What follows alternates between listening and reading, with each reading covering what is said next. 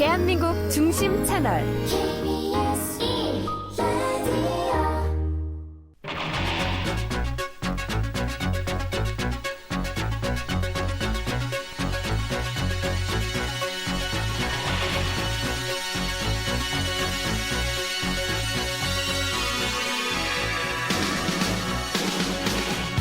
안녕하십니까. 성기영의 경제쇼 아나운서 성기영입니다. 알리익스프레스와 테무 등 C커머스, 이른바 차이나 커머스의 국내 시장 침투가 심상치 않습니다. 초저가 전략을 전면에 내세우면서 무료 배송, 무료 반품 등 파격적인 마케팅으로 공략한 결과 지난해에만 중국 직구 거래 건수가 전년 대비 70%나 증가했다고 합니다. 문제는 짝퉁이라든가 또 불량 제품에 대한 피해도 급증하면서 소비자들의 불만이 커지고 있다는 건데요. 이에 정부가 부랴부랴 소비자 보호와 또 우리 유통산업의 경쟁력 제고를 위한 대책 마련에 나섰습니다. 오늘 성기영의 경제쇼에서는 C커머스로 급격하게 달라진 유통시장 짚어보고 소비자 보호를 위해서 필요한 대책은 무엇인지, 또 글로벌 유통시장에서 우리 유통업계는 어떤 대비를 해야 할지 자세히 짚어보겠습니다. 서용구 숙명여대 경영학과 교수, 그리고 박승찬 용인대학교 중국학과 교수 스튜디오에 모셨습니다. 반갑습니다. 네, 안녕하세요. 반갑습니다. 오랜만입니다. 반갑습니다. 네, 먼저 그 서용구 교수님께 여쭤보겠습니다. 최근 이제 알리익스프레스나 테무 같은 차이나 커머스, 이른바 C커머스의 공세가 이어지고 있어서 지난 1분기 유통업계 실적에 이제 관심이 집중됐었거든요. 일단 어떻게 나왔죠? 네, 1분기 유통업계 우리 C커머스라고 하는 정의부터 좀 보면은 네. 이제 알리와 테무, 그다음에 쉬인, 그래서 알테쉬라고 우리가 삼총사라고 부르고 있고요. 네. 이제 거기다가 최근에 더 이제 업체들이 이제 한국에 진출하고 있는 게 문제인데요.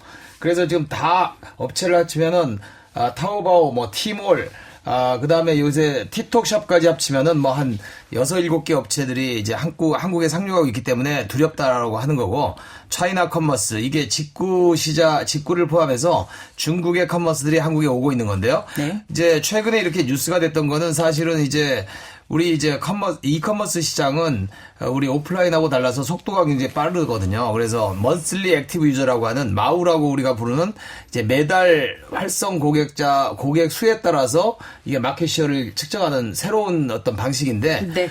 그게 금년 1월, 2월 들어와서 이제 차이나 커머스의 2등, 4등을 우리나라에서 쿠팡이 이제 부동의 1등인데, 지금 2등, 4등이 중국 업체들이 알리와 테무가 딱 2등, 4등을 하면서 네. 사람들한테 굉장히 각성을 줬거든요. 네. 근데 그거에 비해서 2등, 4등 하든가 그 매출이 2등, 4등 나오는다고 생각했는데, 만약 막상 1분기 1, 2, 3월 실적을 내보니까 네네. 3월에 이제 알리익스프레스가 3,686억 밖에 못했고요. 네. 우리 테무는 463억 정도거든요. 네. 그래서 이 수치는 사실은 한국의 240조 이커머스 시장 전체에서 지금 차지하는 비중이 네. 지금 한 1, 2%밖에 안 되는 수준이거든요.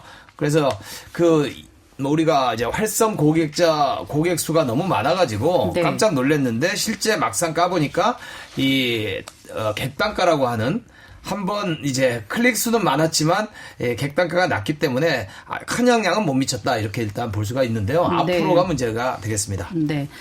일단 국내 유통업계는 생각보다 올 1분기 양호한 실적을 기록했다, 이렇게 이제 보도되고 있고, 말씀하신 것처럼 객단가라고 하셨는데, 실제로 1인당 결제액이 알리와 테무는 좀 작은 거로 나타났더라고요. 네, 그렇습니다. 네, 그러니까 국내 주요 이커머스는 1인당 결제 추정액이 10만 원 되는데, 알리 테무는 한 3만 원대 이렇게 되니까. 테무는 4,000원, 5,000원이죠. 네, 그리고 네. 테무는 4,451원 네. 이렇게 추산되는 거로 봐서 많이 이제 들어왔다고는 하나 실제 결제액이 적으니까 아직까지 우리 유통업계가 그래도 선전을 했다, 이렇게 되는 것 같습니다.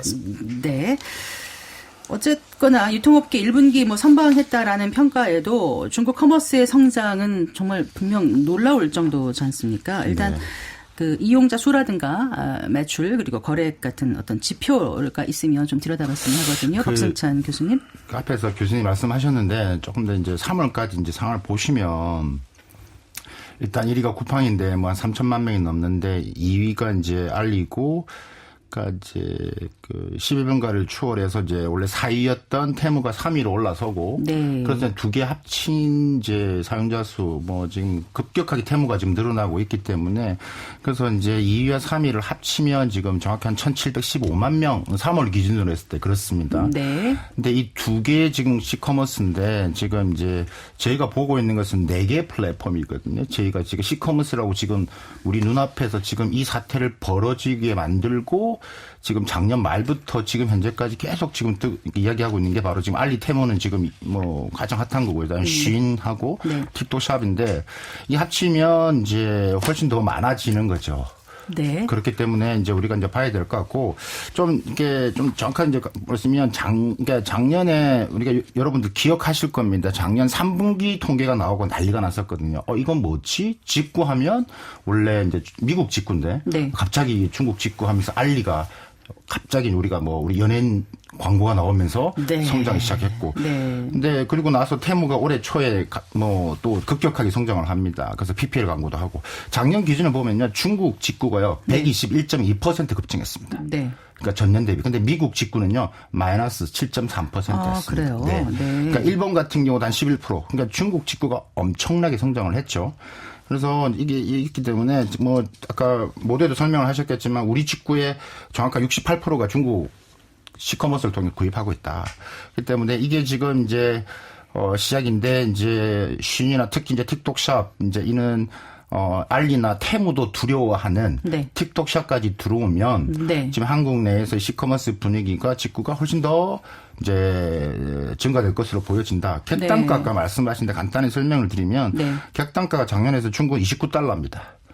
그러니까 미국은 51달러, 유럽계 좀 비싸고 좋은 걸 많이 하니까 네.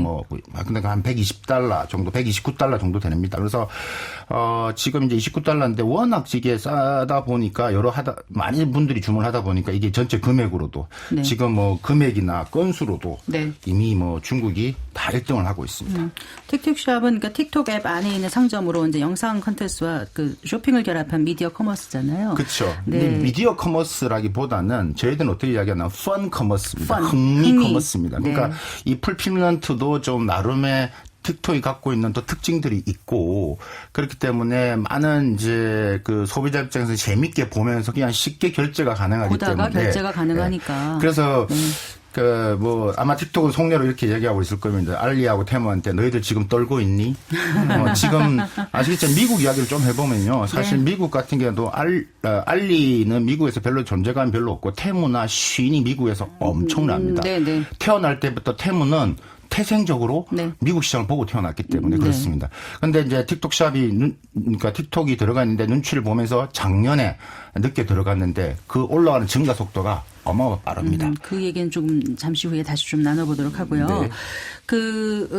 이제 전체 국내 유통 실적에는 올 그러니까 1분기에 큰 영향이 없었다고는 하지만 그래도 국내 온라인 유통업계에 미친 영향은 클 것 같거든요. 쿠팡 같은 경우는 1분기 영업이익이 지난해보다 뭐 61%나 감소했다고 하는데 맞습니까, 교수님? 네, 그렇긴 한데 네. 쿠팡이 이제 영업 흑자를 처음으로 작년에 내기 시작해가지고 네. 10년 만에 드디어 적자를 모면하면서 이제 흑자 기업이 됐는데 그 올해 들어와서 1분기 영업이익이 작년 4분기보다 좀 감소했거든요. 네네. 그래서 이게 뭐냐 봤더니 사실은 뭐 그 쿠팡이 인수한 명품 해외 사이트가 적자기 때문에 그런 게 반영된 거지. 사실은 네네. 커머스, B2C 커머스에서는 오히려 굉장히 지금 잘 되고 있거든요. 한국의 네. 이커머스 시장이 우리나라가 지금 이제 인구 감소 국가인데도 불구하고 그 오프라인 소매업이 굉장히 부진하잖아요. 네네. 그 이커머스가 워낙 성장하면서 트레이드 오프 관계가 돼버렸는데 그래서 쿠팡이 그 1분기 영업이익 61% 감소는 우리 차이나 커머스, C커머스 때문에라기보다는 네. 지금 이제 본인들이 작년에 인수한 파페치인가고요. 파페치하고의 다 이제 사업부가 다 한꺼번에 합치다 보니까 이렇게 발생했다 이렇게 분석하는 게 더 정확한 것 같습니다. 그럼 다른 온라인 업체들은 어떻습니까? 그 좀 중소업체 같은 경우는요? 중소업체들도 지금 사실은 뭐 매출이 계속 우리 차이나 커머스가 이제 성장은 했는데 그 이커머스 전체가 제로섬이라면은 마이너스 성장이 돼야 되는데 지금 이제 이커머스 자체가 초저가 중국 커머스가 가입하면서 이커머스 전체 시장이 커지는 그런 모양새고요. 네. 오프라인이 오히려 그 지금 역효과로 네. 오프라인 소매업이 더 고전하고 있다 이렇게 봐야지 다른 이커머스 업체들은 지금 동반 상승하고 있다 이렇게 보여집니다. 그래요. 네. 그럼 다른 나라는 어떻습니까? 다른 나라는 지금 이제 미국 같은 경우는 사실은 작년에 이제 그 테무가 굉장히 난리를 폈어요. 굉장히 미국에서 가장 비싼 광고가 1초에 3억짜리 광고인데요. 그게 우리 돈 3억이요? 슈퍼볼. 네. 30초짜리 광고를 하려면은 90억을 쏟아부어야 되잖아요. 90억 원. 90억 원의 네. 한국 돈으로. 네. 근데 그걸 5번이나 했거든요. 아. 그 450억을 그냥 슈퍼볼 그 게임 한 3-4시간 하는 데다가 쏟아부었기 때문에 굉장히 이게 미쳤다는 말을 많이 들으면서 테무가 네. 그 정도로 미국 시장의 진심인가 네. 했는데 그만큼 이제 브랜드 인지도가 높아져서 미국에서 작년에 처음으로 아마존이 월간 활성자 수가 마이너스 현상이 테무 때문이다. 그래서 작년에 미국에서 선풍적은 근데 매출에는 크게 반영이 안 됐는데 미국의 네. 브랜드 인지도 면에서 테무가 작년에 미국의 광고 시장을 한번 굉장히 세게 때렸고요. 네. 올해는 이제 한국의 테무가 본격적으로 좀 이제 성장하는 첫 번째 해가 될 거라고 이제 보고 있습니다. 네. 지금 그 세계 최대 이커머스인 그 아마존 같은 경우 뭐 올해 막 구조조정 나설 것 같고 뭐 맞습니다. 이베이 같은 것도 그렇고 확실히 영향이 있는 것 같죠, 교수님? 뭐 그렇습니다. 이게 왜냐면은 이제 중국의 차이나 커머스가 요새 불황인데 미국도 사실은 지금 겉으로 통계적으로는 호황이라고 돼 있지만 그 막상 가보면은 굉장히 이제 가처분 소득이 늘지 않고 캘리포니아 같은 경우는 뭐 1년에 85만 명이 그 나라를 떠나는 그런 사태거든요. 실질적으로. 그게 무슨 말씀이세요? 나라를 떠난다는? 그러니까 캘리포니아에서 1년에 85만 명이 캘리포니아를 버리고 네. 지금 요새 이제 텍사스라든지 네. 워낙 세금도 많고 뭐 아하. 가처분 소득이 늘지 않으면서 네. 이게 이제 그 어떤 특수한 캘리포니아 불황이 있어요. 네. 그래서 쇼핑할 여력이 없기 때문에 그런 면에서 이제 미국은 뭐 워낙이 뭐 사이즈가 큰 나라이기 때문에 물론 텍사스라든지 뭐 플로리다 같은 경우에 인구가 굉장히 증가되고 있고 네. 그 캘리포니아 같은 경우 그러니까 우리가 아는 미국이 뭐 다양한 모습을 가지고 있는데 아마존이 성장세가 주춤하다는 거는 네. 그만큼 이제 차이나 커머스가 그 자리를 대시하고 있다 이렇게 보고 있습니다. 제가 좀 네, 박승찬 교수님. 네, 이게 제가 이제 작년에 제가 미국에 있었거든요. 재작년하고 작년에 그러셨어요? 미국에 있어서 이제 이 이슈가 한국에 터질 거라고 생각을 많이 했었고,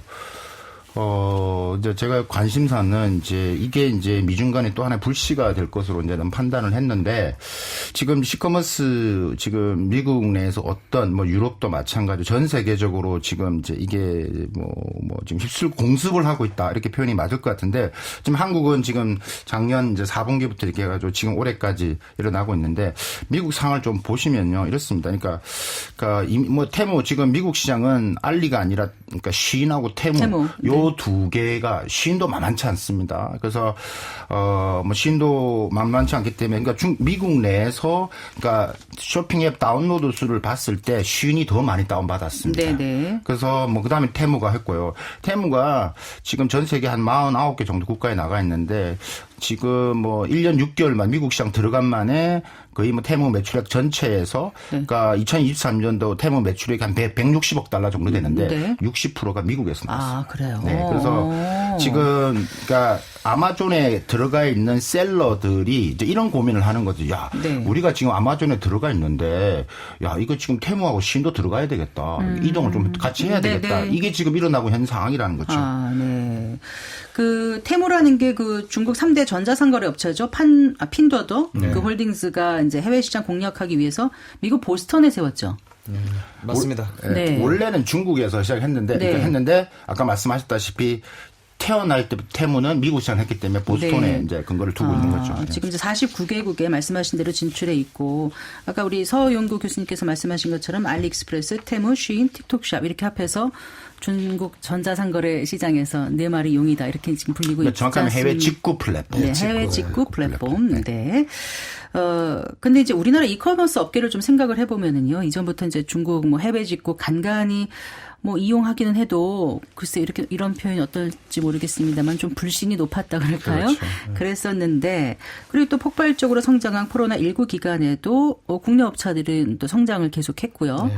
그런데 작년부터 갑자기 이렇게 중국 이커머스 사용자가 늘었는데 왜 그렇다고 보세요, 서 교수님? 네, 우리 박 교수님이 아까 말씀하신 대로 이게 그 차이나 커머스 이게 원래는 이제 굉장히 그 비주류 시장이잖아요. 직구라는 채널 자체가 우리 유통에서는 상당히 그 마이너한 뭐 성소수자 정도 되는 아주 그 퍼센티지가 굉장히 낮거든요. 한 뭐 3%. 왜냐면은 우리나라 전체 소매 시장을 600조라고 하면은 그 240조 정도를 이커머스가 담당하고 있는데요. 이게 40% 가까이 넘어가거든요. 그래서 전 세계 국가들 중에서 이커머스 그 비율이 침투율이라 그러는데 이커머스의 시장 침투가 40%가 되는 나라가 전 세계에 네. 없습니다. 네. 우리나라가 세계 최고 수준이에요. 중국하고 더불어서. 그래서 그 이커머스의 시장 규모 자체가 전 세계 1등이 당연히 중국인데 네. 중국하고 2등이 미국인데요.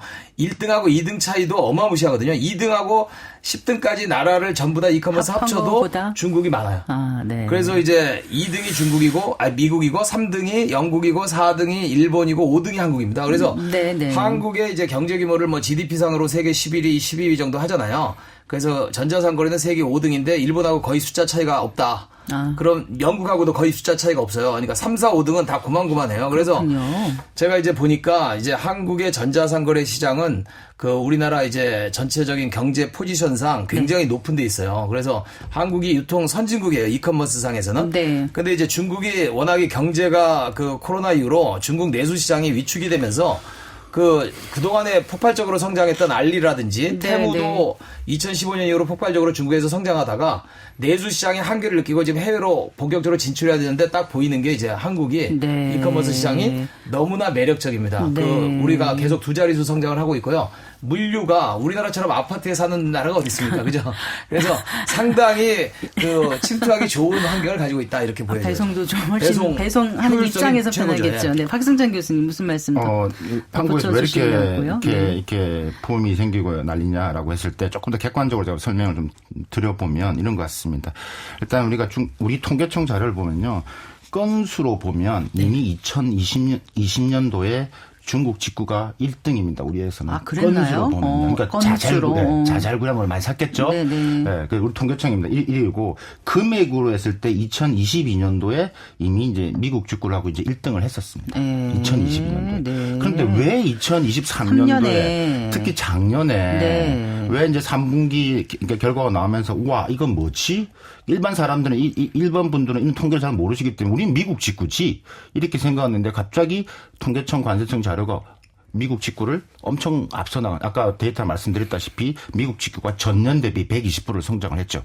이유가 뭐냐? 저는 이제 한 세 가지로 보는데 첫 번째가 일단은 중국 직구가 이렇게 했는데 이제 본격적으로 알리가 작년 초에 한국을 이제 들어옵니다. 네. 이제 그 전에는 밖에 있었다라면 네. 이제 직접 한국에 이제 회사를 설립하고 알리 코리아를 만들기 시작하죠. 네. 그러면서 우리가 잘 아는 연예인들이 나옵니다. 네. 엄청 광고를 때렸죠. 예. 그러면서 많은 사람들이 접하게 돼 있고, 네. 그게 맞물렸던 게 두 번째가 이제 우리도 이제 인플레이션, 고물가 고성, 그죠? 이런 부분에서 이제 일반 우리 입장에서는 일단은 더 저렴하게 물건을 살 수 있다는 장점이 또 여러 가지 이제 맞물렸던 거고, 세 번째가 이걸 하면서 이제 우리 유통 생태계에 좀 이제 문제점 이런 현 상황에 직시하게 된 거죠. 예를 든다면 쿠팡이나 11번가에 판매되고 있는 많은 공산품이 다 메인이 차이납니다. 거의 대부분. 네, 원래 우리가 쓰는 것도. 근데 이게 네. 같은 제품인데 쿠팡이는 3만 원 하던 게 이게 이건 5천 원에 이건 뭐지? 네. 이런 소비자들이 나타나게 생긴 거죠. 네. 그러니까 이게 맞물리면서 네. 갑자기 이제 확 커져가게 됐다. 저렇게 자. 분석을 합니다.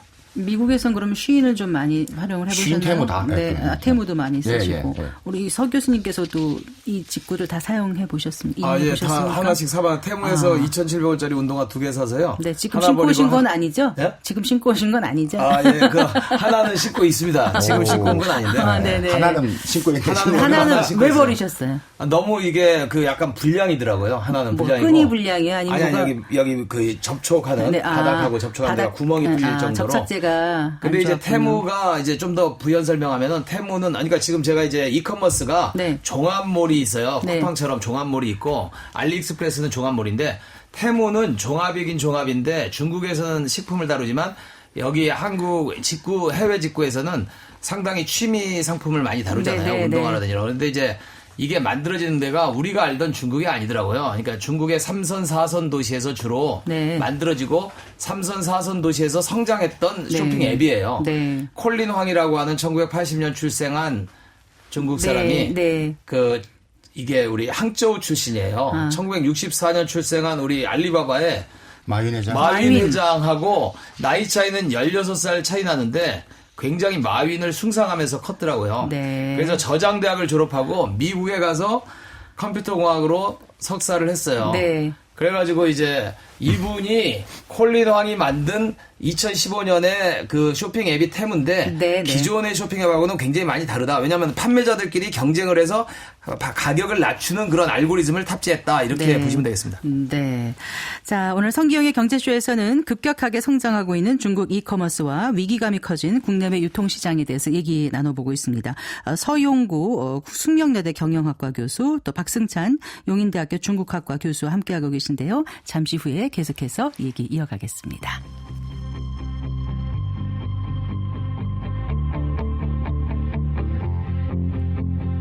경제 전문가의 원포인트 레슨. 꼭 알아야 할 정보와 이슈를 알기 쉽게 풀어드립니다. 대한민국 경제 고수와 함께 투자의 맥을 짚는 KBS 1라디오 경제쇼. 진행의 성기영 아나운서입니다. 자, 써보시니까 어떠셨어요, 박 교수님께서는? 이게 많은 분들이 말씀하십니다. 6할, 5할. 그러니까 두 개 사면 하나는 건지고 하나는 버리는. 그래도 이거 남는데? 그러니까 이런 것들이거든요. 네. 그 다음에 그렇기 때문에, 자기 필요한 부분들. 저 같은 경우는 여러 가지 액티비티, 그러니까 아웃도어 관련돼서 캠핑한다든지 이런 부분에서는 저는 그거를 많이 활용을 하고 네, 있습니다. 알겠습니다. 그렇기 때문에, 그러니까 거기에 따라서 소비자들도 다 다양하게 쓰고 있는 것 같습니다. 그런데 이제 C커머스의 가장 큰 마케팅 전략하면은 결국은 이제 초저가 마케팅 아니겠어요? 네. 근데 이 초저가 마케팅이 가능한 이유는 어떤 거예요? 일단은 우리가 전 세계 중국을 우리가 최저가 제품을 잘 만들어내는 세계 공장이라고 중국을 우리가 지금 알고 있었는데요. 우리가 놀라는 게 중국의 4차 산업혁명의 수준이 중국이 세계를 리딩하는 국가입니다. 네. 그리고 이제 우리가 AI 기술이라든지 이런 데서 이제 미국을 따라잡는 그런 수준이 됐기 때문에 중국이 전 세계 최고의 이커머스 시장을 만들고 있고 그런 상황에서 중국 안에서 아주 노련하게 다져진 그런 실력을 가지고 지금 해외로 진출하고 있어서 네. 결론만 얘기하면 중국은 세계 공장에서 지금 세계의 유통업체로 실크로드가 세계의 이커머스에 깔리고 있다. 이렇게 보여지고요. 네. 이제 그렇게 실크로드를 이제 이커머스에 깔았기 때문에 거기다가 자기네 중국 원래 최저가의 중국 제품을 탑재하니까 그냥 물밀듯이 네. 전 세계 지금 이제 알리는 150개국, 테무는 거의 50개국에 지금 물밀듯이 갈 수가 있는 거죠. 네. 일단 제조 공장과 소비자 사이의 중간상을 없앤 직거래 방식이 유효했고 또 테무가 직접 판매가를 정하는 그런 정책이 테무의 초저가 비결에 제가 이 테무나 알리를 만드는 여러 가지 생태계를 제가 직접 가서 보기도 했거든요. 아, 그러셨어요? 네네. 네. 그래서 잘 안다라고 말씀을 드릴 수 있을 것 같습니다. 근데 알리나 테무나 시인이나 틱톡샵이나 이 다 가격 정책이 다르고요. 다 장단점이 있습니다. 짧은 네. 시간 다 말씀드릴 수는 없는데 지금 가장 관심을 가지고 있는 게 바로 테무이기 때문에 네. 테무의 가격을 알리가 이길 수가 없습니다. 그럼 테무는 왜 이렇게 싸느냐라고 했을 때는 테무는 아까 말씀하셨다시피 일단은 중간 단계 생략을 하고 있는 기본이고요. 네. 그거는 기본으로 깔고 있고, 그다음에 지금 말씀드린 이 플랫폼들이 대부분 다 AI 빅데이터를 가지고 있는 회사들입니다. 그렇기 때문에 거기에 맞게끔 효율적으로 일단 생태계를 관리한다는 부분도 있고, 두 번째가 이제 테무가 부분에서 이제 일단 보조금을 줍니다. 네. 제품마다 다른 보조금을 주고 또 하나는 셀러들이 많이 들어올 때는 가격 경쟁 입찰을 시켜버립니다. 네. 들어오는 부분들. 그래서 이런 식의 이제 가격을 했기 때문에 처음부터 이 테무가 들어올 때부터는 테무가 돈을 버는 형태보다는 테무로 인해서 테무의 바로 위에 있는 핀도도라는 회사가 있습니다. 말씀하실 때. 그 회사와 다 연동이 됩니다. 핀도도가 잘 돼야지만 그 핀도도의 모 회사에 있는 핀도도 홀딩스가 미국에 상장되어 있습니다. 네, 다른 지금 중국 플랫폼들이 전부 다 마이너스 주가를 이룰 때 핀도도 홀딩스 미국에 상장인 주가가 계속 올라갔습니다. 네. 그러니까 지금 전략적인 부분 테무가 지금 이게 지금 적정이 하더라도 그 위에 있는 모회사 자체가 돈을 벌고 있기 때문에 그러니까 이제 그는 전략적인 차원이죠. 이게 우리가 흔히들 말할 때 경영학에서 뭐라냐 파괴적 혁신이라고 부르는 거거든요. 네. 일단 초저가 가격 경쟁과 서비스로 시장을 그냥 교란시켜 버립니다. 자, 그런데 그게 언제까지 가능할까요? 언제까지? 저는 이제 이런 부분에서 많은 질문을 이렇게 하십니다. 네. 이게 잠시 하는 한 현상 아니냐. 이게 전부 다 이게 워낙 지금 안 좋은 이야기도 많고 하기 때문에 이런 부분에서 오래 갈 것이냐. 저는 예전에 봤던 중국의 우리가 알고 있던 이 중국의 플랫폼하고 다르다. 이 지금 말씀 테무나 알리나 쉬나 틱톡샵은 그냥 쇼핑 플랫폼이라고 생각하시면 안 되고 AI에서 합니다. 네. 빅데이터에서 합니다. 그러니까, 그 때문에 네. 제가 말씀드리고 싶은 거는 우리가 지금 정부가 규제 정책을 하고 다 하고 있지만 다 이 플랫폼도 진화하고 있다는 이야기입니다. 네. 그다음에 자기 중국산만 팔지를 않습니다. 한국 네네. 제품도 삽니다. 그렇기 때문에 우리가 생각할 때는 언제까지 할 것이냐 변화가 있겠지만 지금의 이 트렌드 부분에서는 어느 정도 상당 기간 특히 진화되면서 우리한테 더 좀 많이 특히 이제 우리 기업적인 영향을 더 미치면서 시장의 변화, 생태계 전환을 좀 가져오지 않을까라는 근데 생각을. 중국의 내수가 이제 좋지가 않아서 그동안 많이 쌓아놨던 엄청난 재고 물량을 지금 다 이제 세계 각국으로 보내면서 떨어내고 있는데. 그렇습니다. 예, 그래서 해외 배송을 무료 배송에 뭐 무료 반품까지 지금 하고 있는 건데. 네. 이게 언제까지 가능한 건가라는 생각이 들어서 제가 여쭤봤던 네. 거고. 사실 이제 AI 말씀하시니까 알리가 거의 10년 이상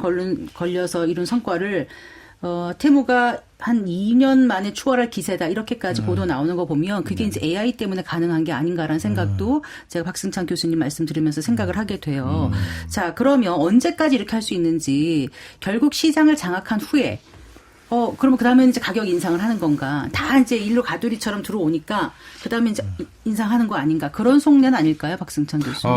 가능성이 있죠. 네. 예, 그래서 일단은 그게 이제 이게 우리가 얘기할 때 락인 효과거든요. 락인, 그러니까 네. 일단은 딱 묵혀두는 겁니다. 딱 끌고 와서, 그러니까 빠져나가지 못하게 일단 해놓고 여러 가지 이제 옵션을 다 깔아놓겠죠. 싼 물건도 있고, 그다음에 거기서 가격 부분들을 다양화시킬 겁니다. 네. 다양화시키면서 그 안에서 놀게끔, 그 안에서 쇼핑을 하게끔 전략적으로 계속 쇼핑 알고리즘, 구매 알고리즘을 할 겁니다. 네. 예를 들면 주변에서 테무를 하나 구입하셨어요. 근데 이런 말씀을 하시더라고요. 테무를 했는데 해서 이제 안 하려고 이제 끊었는데 왜냐하면 너무 이게 중독성이 강해가지고 안 했는데 처음에 끊으면 몇 시간 동안 안 볼 수가 없고 나중에 차단하려는데 뭐 이렇게 뭐라 그러죠? 이렇게 돌려가지고 네. 맞추는 것도 했는데 나오고 뭐 준다 뭐 계속 나오니까 안 할 수가 없대요. 저보고 뭐라 하는지 압니까? 네. 이거는 어떻게 하는지 끊는데 또 계속 날라온대요. 와, 심지어 이거 미치겠다, 이런 얘기를 알린지 하더라고요. 테문지 한 번 이제 그 정보가 공개가 돼서 정보가 이제 정보를 갖고 있어서 그런지 주문하지도 않는 그 배송품이 집 앞에 몇십 개씩 택배 배달이 됐다 이런 기사도 며칠 전에 떴거든요. 네네. 네. 근데 그런 사람도 네. 어떤 거냐면 그날 하나의 미끼입니다. 네. 그러니까 그 사람이 어느 정도의 테무에 대한 부분에서 여러 가지 가입은 안 했지만 테무에 근처에 계속 알고리즘 걸려 들어왔다는 네, 이야기입니다. 네. 검색을 했다는 이야기입니다. 예. 그럼 그걸 찾아가는 겁니다. 네. 그럼 이 사람이 먼저 보내줍니다. 네. 그리고 나서 또 들어오게 만드는 거죠. 그래요. 근데 아까 잠깐 말씀하셨습니다만은 이제 알리 같은 경우는 입점과 그 판매 수수료를 받지 않는 파격적인 조건으로 지금 우리 국내 판매자하고 계약을 한다면서요. 그러면서 이제 신선식품하고 국내 상품까지도 이제 영역을 넓혀가고 있는데 좀 궁금한 게 그 한동안 왜 딸기를 얼마에 뭐 싸게 판다 그랬는데 그 딸기가 바로 다음날 배송이 된다고 하더라고요. 그게 어떻게 가능한가 여쭤봤더니 미리 그러니까 주문이 있을 걸 예상하고 미리 준비를 해놓는다는 거란다면서요. 그걸 그게 예측 AI가 배송, 가능한 건가요? 그런 그렇죠. 거요? 예측 네. 배송이라고 하는 거고요. 예. 지금 사실은 이제 차이나 커머스, 한국 이렇게 지금 이제 상륙하는 게 그 27년 전에 우리가 외국의 업체들이 한국의 유통시장을 뚫고 들어온 적이 있잖아요. 97년, 98년 까르푸 IMF 이런 경제 위기 건가요? 때 뭐였죠? 까르푸, 프랑스의 네. 까르푸, 네. 뭐 미국의 월마트, 네. 영국의 테스코, 맞아요. 이렇게 세계 업체, 그 당시에 오프라인의 세계 최강자들이 한국 시장에 와서 15년에서 작게는 12년에서 17년간 영업하다가 전부 다 손 들고 나갔어요? 손 들고 나갔다기보다는 아닌가요? 철수했는데요. 다 네. 부동산을 매각하고. 그랬나요? 그래서 네. 대형마트 시장이 다시 한국판이 됐는데 이제 오히려 그 대형마트가 그 위로 급속히 또 축소되는 그런 현상이 있었는데 이번은 좀 다른 것 같아요. 제가 이 기간을 아까 여쭤보셨는데 이 차이나 커머스는 이거는 알고리즘이 전 세계에서 가장 세련된 알고리즘을 갖고 있는 네. AI 뭐 지금 커머스다라고도 할 수가 있어요. 그래서 이렇게 아까 이제 딸기 같은 경우는 이제 K-베뉴라는 거를 만들면서 알리익스프레스가 이제 한국의 진심이다라고 생각하는 거는 이제 K-베뉴를 만들어서 한국의 MD들을 취업을 시키고 지금 굉장히 한국 시장을 장기적으로 지금 이제 보면서 들어온 진심을 가지고 하는 것 같고요. 네. 그러기 때문에 지금 사실은 이게 단기적인 게 아니라 우리는 차이나 커머스하고 계속 같이 살 수밖에 없는 그런 운명으로 가고 있다. 이렇게 보여집니다. 제가 네. 그리고 이제 알리 같은 경우는 한국의 대규모 자체 물류 거점까지 구축할 거라고 하지 않습니까? 그렇게 되면 결국 나중에는 이제 소비자 입장에서는 이게 국내 커머스인지 C-커머스인지 뭐 차이도 못 느끼고 그냥 좋은 걸 선택하는 쪽으로 가지 않겠습니까? 네, 앞에서 말씀하신 내용을 제가 같이 해서 지금 질문하셨던 부분은 설명을 드리겠습니다. 물류까지 해서. 그러니까 우리가 알아야 될 게 이 알리와 테무의 속내를 알아야 됩니다. 네. 그게 궁금해요. 뭘 하고자 하는 거지 얘들이? 그러니까 이런 것을 알아야 되는데 일단 지금 이제 알리가 지금 말씀하셨던 그 딸기뿐만 아니라 뭐 계란 30알 한 판도 1,000원. 올해 14주년. 정말 1,000원이었어요? 네. 14주년. 알리가 지금 14주년이 됐으니까 기념으로 해가지고 1,000원. 근데 이건 다 지금 한국 제품인데 그렇기 때문에 제품, 한국 제품인데 바로 다음 날 배송이 가능한 거죠. 저는 왜 몰랐을까요? 네, 한국 제품인데. 그러니까 지금 알리가 그럼 왜 이렇게 K-베뉴 한국관을 만드느냐. 이게 다 이제 진화되는 겁니다. 제가 앞에서 말씀드렸죠. 그러니까 이게 이 중국적인 냄새를 빼기 위해서 많은 진화를 하는 겁니다. 또 아까 중국산만 제품이면 그러니까 가입자가 제한적이기 때문에 계속 끌고 와서 락킹을 시키려면 일단 한국관이 필요합니다. 그래서 그런 전략을 통해서 계속 한국관을 할 것이고 지금 오늘 시간 관계에서 이야기를 못하는 뭐 쉬이나 뭐 틱톡샵도 마찬가지고 그런 부분의 전략에 따라서 이 속내를 알면 우리 기업들이 또 역으로 활용할 수 있는 거 있다. 그것도 말씀을 드리고요. 네. 그다음에 그러면 우리가 알리가 지금 제일 지금 고민하는 게 뭘까라고 했을 때 알리가 지금 할 수 있는 것은 가장 큰 부분에서는 지금 쿠팡을 어떻게 해서 뺏어올 것이냐라는 건데 쿠팡은 우리가 로켓 배송입니다. 그럼 알리가 생각하는 것은 이럴 겁니다. 알리 버전의 로켓 배송을 할 것이냐 말 것이냐. 만약에 알리가 로켓 배송 우리가 밤에 새벽에 주문했는데 아침에 와 있어요. 못 벗어납니다. 거기에서. 근데 알리가 비슷하게라도 따라온다라면 그러면 말씀하셨다시피 소비자들이 움직이기 시작하고 반 쿠팡 노선에 있는 CJ 제일제당이 지금 거기 들어가서 지금 뭐 햇반을 산다든지 비비고 만두를 산다 때 그럼 알리를 가요. 싸요. 그럼 뭐 들어오면서 같이 쇼핑을 하는 거예요.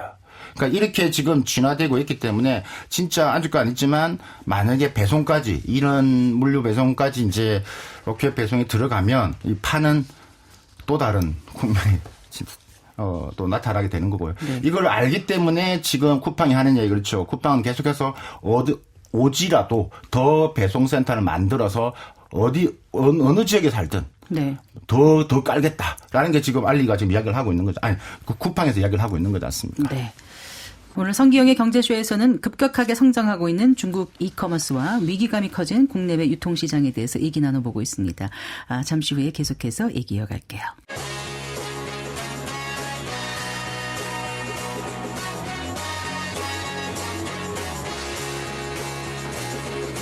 경제 시야를 넓혀드립니다. 투자의 지름길을 안내합니다. 돈 되는 정보를 발견하는 시간. KBS 1라디오 경제쇼. 그런데 지금 보면 알리, 테무나 이렇게 이제 C-커머스를 이용해서 이제 구매한 제품에 이제 피해가 그러니까 좀 문제가 많다 이런 지적이 나오고 있지 않습니까? 당장 소비자 피해가 어떤 게 지금 들어오고 있죠, 손현도 교수님? 네, 뭐 작년부터 이제 시장 규모가 커지다 보니까 아무래도 뭐 불량품 같이 저도 뭐 2개 사서 하나 버린 것처럼 그러나 이제 그거를 따지자니 너무 무료 반품도 귀찮아서 안 하게 되잖아요. 금액이 워낙 낮으니까. 네. 맞습니다. 그래서 이런 보고되지 않은 피해자는 많을 거고요. 그렇겠네요. 그거 외에도 지금 이제 뭐 그 보도에 본 것처럼 이제 아동용 제품에서 여러 가지 프탈레이트계 가소제 뭐 이런 거 있잖아요. 네. 그런 불법 제품들을 사용하면 안 된. 그리고 이제 기울어진 운동장 문제가 또 우리나라 제품들은 전부 다 KC 안전 인증을 받았는데 또 돈도 많이 들었는데 코리아 이 사람들 워낙 직구로 들어오다 보니까 지금 이제 그런 인증 전혀 없이 그리고 너무나 많은 품목들이 들어오다 보니까 이게 우리 그 세관에서도 도저히 어떻게 지금 검사할 수 있는 시간이나 인력이나 뭐 이런 것도 좀 부족한 것 같고요. 그래서 앞으로도 피해는 계속 발생할 수밖에 없다 이렇게 보고요. 네. 이제 어떻게 앞으로 향후에 어떻게 할지에 대한 굉장히 그런 여러 가지 가이드라인을 계속 만들어 나가면서 이 문제는 하루아침에 해결은 될 수 없다 이렇게 생각합니다. 네. 특히나 이제 어린이 제품 같은 경우는 좀 신경을 많이 써야 될 텐데 이게 국제적 기준 같은 건 없나요? 그리고 그런 제품을 팔 경우에 어떻게 뭐 제재를 할 수 있는 방법은 없는지도 궁금해요, 박승찬 교수님. 그래서 지금 이 이슈가 가장 크게 대두되고 있고 지금 이제 유해물질, 그죠? 뭐 이게 그다음에 뭐 암 유발할 수 있는 성분들, 네네. 특히 이제 어린이 용품이라든지 그다음에 우리 생활용품, 네. 그러니까 이런 것들에 대해서 많이 지금 이슈가 되고 있고 또 조사를 정부가 자체적으로 해가지고 여러 가지 데이터를 보면. 뭐, 관세청이나 뭐, 그 다음에 관련된 기관에서 하면 다 이제 이런 게 나오기 때문에. 근데 우선적으로 말씀드릴 거는 워낙 지금 많이 쏟아져 나오기 때문에. 네. 당연히 그렇게 뭐, 늘어날 수밖에 없을 것 같습니다. 그럼 대책은 없느냐 해서 지난주 이제 정부가 범대책 차원에서 이야기를 했었죠. 그래서 영유아 관련된 어린이 용품에 관련해서는 네. 이제 반드시 뭐 KC 인증을 받아야지만 이제 직구라도 이제 뭐 할 수 있다라는 것들 네. 이제 주문을 할 수 있고 그다음에 전기 생활 용품 그러니까 여러 가지 어린 제품도 뭐 한 44가지 한 34가지 그다음에 뭐 전기 생활 용품도 한 34가지 그다음에 생활 화학 제품 이런 것들이 다 뭐 피부나 네. 그다음에 직접적으로 우리 인체에 해가 되는 부분에 대해서는 정부가 직접 나서서 하겠다 이렇게 좀 밝히고 있습니다. 네. 일단 그 알리나 테무 관계자 같은 경우는 이제 문제 제기된 제품들에 대해서는 이제 제품을 판매하지 않고 그런 수준에서 지금 대응하고 있는 건가요? 그렇죠. 일단은 뭐 크게 두 가지인데요. 일단은 만약에 이제 그런 제품이 발견했을 경우는 이제 우리가 뭐 이제 강력하게 요구를 하고 이 플랫폼들도 거기에 대해서 이제 그런 아웃시키는 그런 셀러를 아웃시키고 제품을 절대 그러니까 직구를 못 들어오게끔 하겠다라는 부분들 그런 식의 좀 강제적인 부분도 있을 것이고 두 번째는 플랫폼들이 이제 뭐 자체적으로 자율 차단을 할 수 있게끔. 네. 그래서 이제 해외 지정인 또 이제 국내 지정인도 뭐 인정을 하게끔 만들고 해서 지금 알리나 테무도 계속 이제 이런 본인들도 여기 있기 때문에 이런 현황을 알고 있죠. 그래서 네. 이런 식으로 적극 대응을 하고 있다. 네. 예, 그럼 지금부터는 이제 글로벌 유통시장을 뒤흔들고 있는 중국 커머스의 그 전략에 대해서 다른 나라들에서는 어떤 대책을 마련하고 있는지 그리고 소비자 보호 또 우리 유통업계를 위해서 정부와 기업은 어떤 역할을 해줘야 될지에 대해서 좀 말씀을 나눠볼까 합니다.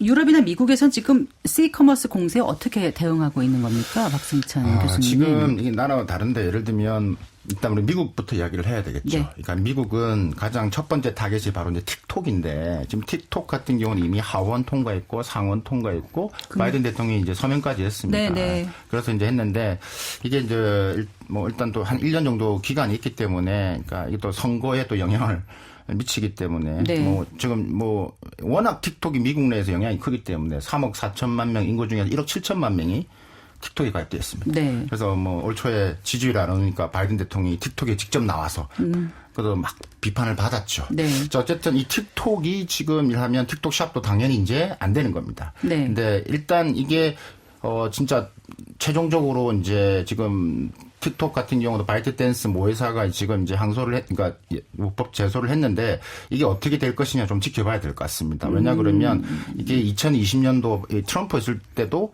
비슷한 일이 있었지만 결국은 안 됐습니다. 왜냐하면 네. 수정헌법 1조에 의해서 위배된다면서요. 표현의 자유를 위배하는 위헌적이다는 거죠. 그 어떠한 법률도 만들 수 없다라는. 지금도 미국 가시면 의회 앞에서 전부 다 지금 시위하고 있습니다. 아, 그래요? 나도 1억 7천만 명이 한 사람이다. 네. 그다음에 네. 이 틱톡으로 인해서 돈을 벌고 있는 미국인이 꽤 많습니다. 700만 명개가 넘는 이해관계자가 많군요. 비즈니스가 일어나고 있고 네. 이게 내 일자리고 내 밥벌이다. 이렇게 좀 나오고 있기 때문에 하고 있고요.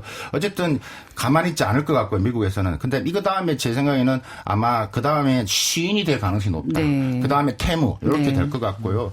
뭐 지금 아시아 인도 같은 경우는 아예 뭐 이 중국 앱 자체를 뭐 차단을 다 해버렸고 이렇게 하고 아, 그런가요? 네네네. 아. 있기 때문에 그래서 근데 우리가 지금 보는 거랑 좀 다른 게 지금 글로벌하게 지금 해외에서 보는 것은 이 중국의 시커머스 플랫폼들의 결국 이 데이터에 개인 소비자가 유출이 돼서 결국 중국 정부에 들어가는 게 아니냐. 그러니까 틱톡 이용자들의 정보가 바이트댄스를 댄스로 통해서 중국 정부로 흘러갈 수 있어서 그러니까 국가 안보라든가 그렇죠. 안보의 관점으로서 개인정보 뭐 위협이 된다. 근데 안보로 네. 그래서 이제 우리가 로버트 하이저 전 이제 USTR 대표가 이런 말했죠. 무역 대표고요. 미국에 네. 들어오는 택배가 200만 기가 훨씬 넘는데 얼마의 기준이 하루에 네. 200만 기가 넘는 쏟아지는데 그 안에 뭐가 들었는지 알고 주문을 하느냐.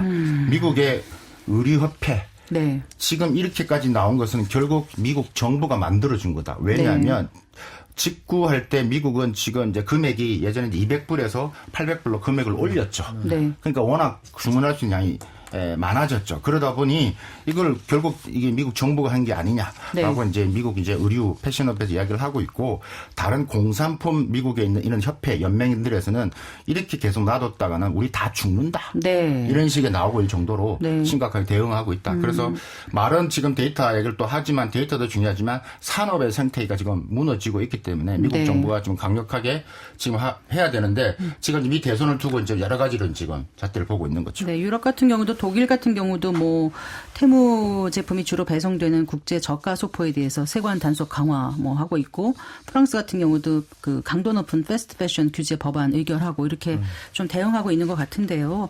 우리는 또 어떻게 앞으로 이제 그 방향성을 잡아가야 될지 그 부분을 잠깐 좀 짚어주시겠습니까? 어떤 지금 말씀 주시겠어요? 서영규 교수님. 네, 네. 우리나라 정부도 지금 이제 이번에 처음으로 지난주에 그 종합 대책을 수립을 했지 않습니까? 그래서 기울어진 운동장 문제를 일단은 해결을 상징적으로 하긴 했어요. 그래서 네. 이제 그 유아용품을 중심으로 우리 케이스 인증을 하는데 한국 업체들은 돈을 내고 네. 그래서 그러나 메이드 인 차이나 제품을 싸게 이제 공급받아 가지고 네. 계약을 해 가지고 컨테이너로 수입해 가지고 한국의 네이버나 이런 플랫폼에서 내다 팔던 그런 비즈니스 모델은 앞으로 생존이 불가능하다. 왜냐하면 직접 네, 들어와 네. 버렸기 때문에. 네. 그래서 이제 피해는 발생할 수밖에 없는 상황이고요. 거기까지 구제는 힘들다고 봐요, 저도. 근데 이제 제품 자체가 워낙이 이제 뭐, 그 불량품은 당연하고 거기다가 네. 이제 불법 제품이라든지 뭐 마약류라든지 이런 것도 올 수 있습니다. 그러니까요. 이론적으로. 네. 그 다 들여다볼 수가 없습니다. 그 안에 뭐 그래서 이제 이거는 전 세계적인 이슈인데요. 그 전 세계적으로 지금 ESG 경영 같은 게 굉장히 강조되고 있는 상황에서 네. 지금 이제 이런 어떤 쉬링 같은 경우는 너무나 이게 패스트 패션이 초고속 패스트 패션이라 너무나 의류를 너무나 싼 가격에 공급하는 거거든요. 그래서 네. 그 뭐 5,000원짜리 티셔츠, 뭐 1,000원짜리 티셔츠 이런 식으로. 그래서 이제 이런 어떤 ESG 반 ESG적인 그런 지금 이제 업체가 돼버렸고 네. 이 차이나 커머스들이 그래서 이게 과연 지속 가능하냐에 대해서도 지금 전 세계적으로 그러는데 워낙 이제 이게 중국 정부가 이 차이나 커머스를 보조금을 주면서 적극적으로 지원하고 있다는 합리적인 의심도 할 수가 있거든요. 왜냐하면 네. 중국은 전 세계 공장이고 이제는 전 세계 이커머스 상에서 직구라고 하는 그런 플랫폼에서 이제 그 중국산 제품들을 얼마든지 이제 거기다 탑재하면서 전 네. 세계로 지금 이제 150개국인데 알리익스프레스는 어마무시하지 않습니까? 그리고 전 세계가 우리가 아는 것처럼 네. 미국의 영향권에만 있는 게 아니라 그 같은 수의 나라들이 또 중국 영향권에 있어요. 그래서 네. 이제 차이나 커머스는 일단은 제가 보기에는 하나의 앞으로는 계속되는 이슈다 이렇게 보고 있습니다. 네. 이제 아까 기울어진 운동장 표현하셔서 코리아 서티피케이션, 네. KC, KC, 예. 인증, 그거 문제하고 또 이제 면세 한도 인하 조정, 이런 거에 대해서 어떻게 생각을 하시는지 좀 말씀해 주세요. 일단은 이번에 정부가 지금 범대처, 대응 차원에서 여러 지금 14개 지금 관련된 부처에서 지금 종합적으로 좀 대책을 내놓고 있습니다. 그래서, 지금 일단은 좀 잘했다라고 생각이 듭니다. 그래서 아까 말씀하셨던 인증 부분도 있고, 유해 성분에 대해서 무분별하게 지금 이런 것들에서 관리하겠다, 이렇게 했는데, 소비자 보호 측면에서는 이런 부분들에서 어느 정도 좀 가시적인 변화가 있을 것 같고. 네. 근데 지금 아까 말씀하셨던, 그 면세나 통관 이런 부분에서. 네. 이 부분에 대해서 좀 이제 말씀을 드리고 싶고요. 두 번째가 이제 기업 경쟁력 부분인데 정부에서도 발표를 했지만 너무 좀 포괄적이고 시간이 필요해 보입니다. 기업들은 지금 무너지고 있는 상태가 많습니다. 일단은 제가 판단할 때 이게 지금 이 시커먼스가 우리의 산업 생태계를 어떻게 지금 야금야금 하고 있는지를 저는 세 가지로 간단히 말씀드립니다. 첫 번째가 중소 유통 플랫폼입니다. 네. 그게 이제 우리가 우리가 네이버나 쿠팡을 제외한 이런 두 개 뭐 이런 큰 대기업을 제외한 나머지 중소 플랫폼들이 네. 결국 매출 하락으로 영향을 받을 것 같고 그러면 결국 이제 그렇지는 않겠을 거라고 이제 생각을 하지만 결국 또 이게 뭐 M&A라든 여러 가지 재조정이 있을 수도 있을 것 같고요. 두 번째가 이제 수입에 유통하는 기업인데 이게 이제 앞에서 말씀드렸던 KC 인정으로 인해서 영향을 받았던. 네. 그러니까 우리나라에서 중국산을 수입을 해서 이제 인정을 받고 유통하는 게 업종이 꽤 많습니다. 우리 뭐 전동 드릴 같은 거, 공구 매우 관계가 많습니다. 네. 그래서 그런 부분이 있기 때문에 이런 것도 우리 있고, 그다음에 이제 소상공인 제조 생태계인데 이런 부분에서 소상공인하고 제조 생태계에서 미칠 영향이 이제 계속 뭐 일어나고 있고, 뭐 이미 부산의 신발 도매업자님이 95% 폐업했다고 그러고요. 그래서 기업 경쟁력 부분에 있어서의 정부가 지금 대책을 이야기를 했는데 이 부분에 대해서 조금 더 세밀하게 좀 들여다봐야 된다라고 말씀드릴 수 있을 것 같고요. 면세 부분 하나만 말씀을 하셨기 때문에 네. 저는 상호주의 측면에서 면세 부분 정부가 좀 고민을 하고 있습니다. 중국은 1년 동안 이 직구를 구매할 수 있는 금액이 제한이 되었습니다. 네. 1년간 우리 돈 한 500만 원. 네. 우리는 150만, 그러니까 우리는 150불이니까 1년을 계산하면 한 7천만 원을 구매할 수 있다는 이야기입니다. 네. 그러니까 상호주의에서 안 맞습니다. 네. 근데 그런 부분에서 근데 정부가 고민을 하는 것은 아무래도 이것으로 인해서 여러 가지 한중간에 또 이제 통상 분쟁이 있을 수도 있고 그런 고민을 좀 하시는 것 같다. 하지만 상호적인 측면에서 이 부분에서는 충분히 좀 적극적으로 이런 면세 금액 변화 이런 것들에서는 조금 더 좀 더 구체적으로 그러니까 들여다볼 필요가 현행법상 있다. $150 이하의 직구 물량에 대해서는 관세가 안 부과되지 됩니다. 않는 거잖아요. 하루에. 부가가치세도 없고 하루에. 네. 예, 근데 이제 이거를 그러면은 무관세 기준 금액을 좀 낮추는 게 어떤가 싶은데 또 중국에만 그렇게 할 수는 없으니까 전체를 해야 되나 여러 가지 고민도 있을 것 그렇습니다. 같다는 생각이 들어요. 네. 자, 그러면 이제 좀 마무리를 좀 해봐야 될 것 같아요. 사실 이제 그 중국의 그 세이커머스 이 경우는 이제 개인정보 유출 부분에 대한 그런 대책도 또 고민도 해봐야 되고, 그 다음에 우리가 앞으로 이렇게 정말 물밀듯이 들어오고 글로벌 시장을 이렇게 재편하고 있을 정도의 어마어마한 위력을 갖고 있는데 어떻게 대응을 해야 될지 한 번씩 좀 이렇게 좀 말씀을 들려주시면 좋겠습니다. 네. 네, 아무래도 이제 그 세상이 이제 파이프라인 기업에서 플랫폼 기업으로 중심이 옮겨가면서 네. 전 세계 이제 플랫폼 기업들이 우리나라를 또 쿠팡이 성장하니까 이마트나 뭐 롯데마트가 상당히 위축되는 그런 현상은 앞으로 더 가속화될 것 같고요. 그래서 이제 이 지방 소멸과 더불어서 오프라인 소매업의 쇠퇴를 굉장히 또 심각하게 볼 필요가 있다. 맞습니다. 네. 그래서 그런 정책적인 이슈가 또 우리가 해결해야 될 과제고요. 그 다음에 이제 알리, 테무, 뭐 쉬인까지 들어와서 앞으로 굉장히 이제 차이나 커머스하고 같이 우리가 호흡하면서 살 수밖에 없는 운명이란 거를 인정을 하는데 거꾸로 생각해서 그 역직구 시장을 오히려 이제 150개국에서 영업할 수 있는 그런 기회가 우리나라 제조업체한테 생긴다. 네. 그래서 제품을 한국의 유니크한 또 뭐 우리 한류도 불고 있기 때문에 네. 메이드 인 코리아라고 하는 게 이전보다 훨씬 더 파워풀해졌거든요. 네. 그래서 전 세계 200개국, 우리나라 빼고 200개국의 한국산 제품을 또 알리나 테무의 그런 어떤 플랫폼 상에서 팔 수 있는 기회도 생겼다는 역발상을 가지고 어떤 고유한 어떤 컨텐츠를 좀 개발해서 오히려 그런 차이나 커머스를 시켜서 우리가 이제 수출을 할 수 있는 그런 길도 있다는 거가 있고, 그 다음에 한국의 쿠팡도 지금 대만에서는 열심히 잘하고 있습니다만은 더 많은 해외 국가에 진출을 해야 된다. 이제 한국이 이제 인구 감소 시대이기 때문에요. 지금 한국이 전 세계에서 가장 경쟁이 치열한 이커머스 지금 시장이 돼버렸는데 네네. 지금 이 시장에서 살아남은 자들은 또 더 많은 해외로 진출할 수 있는 기회가 될 것 같다. 이런 희망 섞인 예상도 해봅니다. 그러니까 틱톡샵 같은 게 기존 플랫폼과 달리 이제 우리가 역으로 글로벌 시장에 나갈 수 있다고 보세요, 박승찬 교수님? 지금 우리가 오늘 이야기 나눴던 알리, 테무, 쉬인, 네. 틱톡샵 중에서 틱톡샵이 가장 우리가 활용도가 높습니다. 네. 지금 아모레 퍼시픽 같은 경우도 미국 틱톡샵에 지금 들어가 있거든요. 그러니까 네. 우리가 잘하는 컨텐츠, 크리에이티브한 것들이 강하기 때문에 네. 컨텐츠의 싸움이고 재미의 싸움입니다. 그렇기 때문에 교수님 앞에서 말씀하셨던 역발상 비즈니스, 들어오는 물결이 이렇다면 그것을 올라타야 됩니다. 네. 그래서 기업들이 살아남을 생존할 수 있는 길을 모색해야 된다. 그런데 이 기업분들이 또 한계가 있기 때문에 정부가 그런 가이드라인을 잘 정리해 주는 게 매우 중요하다라고 말씀을 드리고 싶고요. 네. 마지막으로 데이터 보호를 정부가 좀 더 들여다봐야 될 것 같고 네, 우리 네. 지금 이 소상공인, 이 소비자 측면만 보고 있는데 기업적인 경쟁력 부분에서 정부가 좀 더 촘촘하게 전략을 짜주는 그런 지혜, 그런 이제 전략이 필요해 보입니다. 네, 정말 거대한 그 변화에 선제적으로 우리가 대응하지 않으면 알리 또 테무에 이어서 우리 산업계 생태계를 바꿀 또 다른 태풍의 눈이 또 틱톡숍 같은 경우도 될 수 있으니까 정말 만전을 기해야 되겠다는 생각을 오늘 말씀드리면서 다시 해보게 됐습니다. 오늘 두 분 말씀 잘 들었습니다. 고맙습니다. 감사합니다. 감사합니다. 네, 서영구 숙명여대 경영학과 교수 그리고 박승찬 용인대학교 중국학과 교수와 얘기 나눠봤습니다. 네, 마칠 시간입니다. 성기영의 경제쇼 오늘 순서 여기까지입니다. 저는 아나운서 성기영이었습니다. 고맙습니다.